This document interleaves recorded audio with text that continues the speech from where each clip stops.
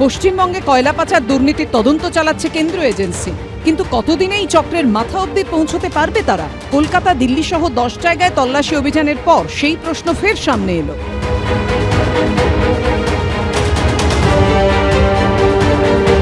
কয়লা পাচার মামলার তদন্তে মঙ্গলবার একাধিক ঠিকানায় হানা দেয় ইডির টিম। ইডি সূত্রে দাবি, ওই তল্লাশি অভিযানে 2টি জায়গা থেকে মোট 1,10,00,000 টাকা উদ্ধার করা হয়েছে। মঙ্গলবার পশ্চিম বর্ধমানের জামুরিয়ার ইডির তল্লাশি চলাকালীন ব্যবসায়ী অমিত বানসালের বাড়ি থেকে থরে থরে নোটের বান্ডিল উদ্ধারের খবর সামনে আসতে থাকে। টাকা গুনতে আনা হয় তিনটি মেশিন। ইডি সূত্রে দাবি, হাওয়ালার কারবারি ওই ব্যবসায়ীর মাধ্যমে কয়লা পাচারের টাকা তছরূপ হয়েছে। অমিত বানসাল অ্যাকাউন্ট ভাড়া দিয়ে কালো টাকা হাত বদল করেছেন বলেও ইডি সূত্রে দাবি। যেটা ইডি সূত্রের খবর, 1,10,00,000 টাকা বাজেয়াপ্ত করা হয়েছে। এবং শুধু টাকা নয়, এছাড়া প্রচুর ডিজিটাল এভিডেন্স এবং কয়লার যে সিন্ডিকেট কিভাবে চলতো তার যাবতীয় ব্লুপ্রিন্ট পাওয়া গেছে। এমনকি ইডি আধিকারিকরা দাবি করছেন যে এমন কিছু ডিজিটাল এভিডেন্স এবং হোয়াটসঅ্যাপের চ্যাট পাওয়া গেছে, যেটা কিন্তু গোটা কয়লা পাচারের যে তদন্ত তাকে একটা নতুন দিশা দেখাবে। ইডি সূত্রে আরও দাবি, তাদের মঙ্গলবারের অভিযানে 1,500 পাতার ডকুমেন্ট ও প্রচুর ডিজিটাল নথি উদ্ধার হয়েছে। বাজেয়াপ্ত করা হয়েছে 12টি মোবাইল ফোন। এই সূত্র ধরে ইডির তরফে দাবি করা হচ্ছে, কয়লা পাচারের যে সিন্ডিকেট চলতো তার পুরো ব্লুপ্রিন্ট তাদের হাতে এসেছে।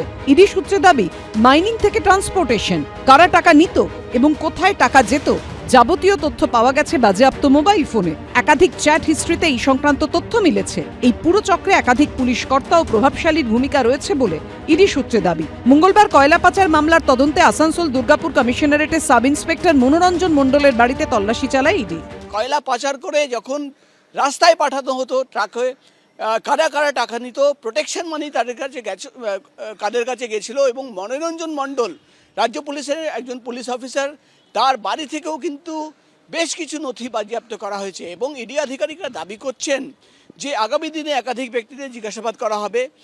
তদন্ত যদি কারোর করার হয় করবে, কিন্তু যে মামলাগুলো দায়ের হয়েছে 2020 সাল বা 2021 সালে, 5 বছর 6 বছর শীতঘুমে থাকার পর ভোটের সময় এসে যে এজেন্সির নড়াচড়া, এটাতে মানুষ বুঝে যান যে সামনে ভোট আছে, বাকি আইনের পথে চলবে।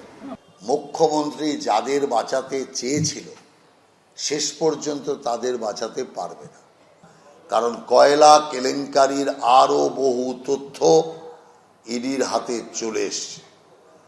মুখ্যমন্ত্রী যাদের বাঁচাতে চাইছে তাদের ঘর পর্যন্ত তদন্ত যাবে এবং কেউ রেহাই পাবে না, এটাই আমাদের বিশ্বাস। ইডি সূত্রে দাবি, কয়লাকাণ্ডে তাদের স্ক্যানারে থাকা প্রত্যেকের ভূমিকাই খতিয়ে দেখা হচ্ছে। তবে শেষ পর্যন্ত প্রশ্ন একটাই, দুর্নীতির মাথার নাগাল কবে পাবে ইডি? প্রকাশ সিনহার রিপোর্ট, এবিপি আনন্দ, কলকাতা।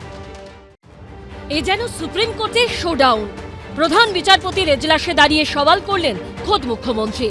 এসআইআরে হয়রানি হেনস্থার যে ভুরি ভুরি অভিযোগ সামনে এসেছে, তা নিয়ে এবার সুপ্রিম কোর্টে দাঁড়িয়ে নির্বাচন কমিশনের বিরুদ্ধে সুর চড়ালেন মমতা বন্দ্যোপাধ্যায়।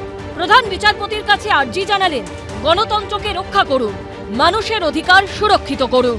প্রধান বিচারপতির বেঞ্চও বলল, আমরা চাই না কোনো বৈধ ভোটারের নাম বাদ যাক। তবে বুধবার সুপ্রিম কোর্টের প্রধান বিচারপতির এজলাসে মমতা বন্দ্যোপাধ্যায় সব থেকে বেশি সরব হন পদবি সংক্রান্ত লজিক্যাল ডিসক্রিপেন্সি নিয়ে, যা কার্যত মেনে নেন বিচারপতিরাও। সওয়াল করতে গিয়ে মুখ্যমন্ত্রী বলেন, শুধু পদবিতে মিসম্যাচ নয়, মিসম্যাচ অপরিকল্পিত। তিনি বলেন, বিয়ের পর কেউ স্বামীর পদবি ব্যবহার করছে, সেটাও তো মিসম্যাচ করে দিচ্ছে। কিছু মেয়ে যারা শ্বশুর বাড়িতে চলে গেছে তাদের নাম ডিলিট করে দিয়েছে, কারণ তারা স্থানান্তরিত। বিষয়টি কার্যত মেনে নিয়ে সুপ্রিম কোর্টের প্রধান বিচারপতি সূর্যকান্ত বলেন, আমরা জানি না টেগোরকে কি উচ্চারণ করে, আসল উচ্চারণের থেকে নামের বানান একটু অন্য। টেগোর ভিন্ন বানানে লিখতে পারেন, তার মানে এই নয় যে তিনি টেগোর নন। বেঞ্চে থাকা বিচারপতি জয়মাল্য বাগচি বলেন, বন্দ্যোপাধ্যায়ের ক্ষেত্রেও বিষয়টা এক। এরপর প্রধান বিচারপতি বলেন, ধরা যাক একজন নামের বানান দত্ত লেখেন এবং কেউ কেউ সেই একই বানান দত্তাও লিখতে পারেন।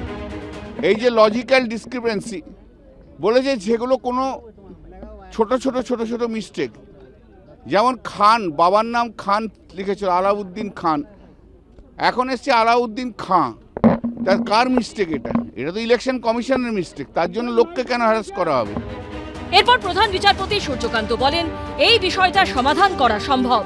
বাংলা ভাষা বোঝেন এমন অফিসারদের তালিকা দিতে হবে রাজ্যকে, তারাই খতিয়ে দেখুক এগুলো নামের বানান ভুল নাকি আঞ্চলিক ভাষার কারণে। খুব ভালো জায়গায় ফেঁসেছেন মুখ্যমন্ত্রী।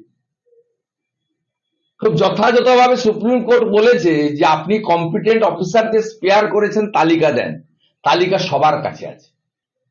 অর্থাৎ খুব ভালো জায়গায় মমতা বন্দ্যোপাধ্যায় এবং তার প্রশাসন ঠিক কানা গলিতে ঢুকে গেছে, এখান থেকে বেরোতে পারবেন না। আগামী সোমবার এই মামলার শুনানিতে কি হয় সেদিকেই এখন সবার নজর। বিজেন্দ্র সিংহ, আশাবুল হোসেন ও বিটন চক্রবর্তীর রিপোর্ট, এবিপি আনন্দ।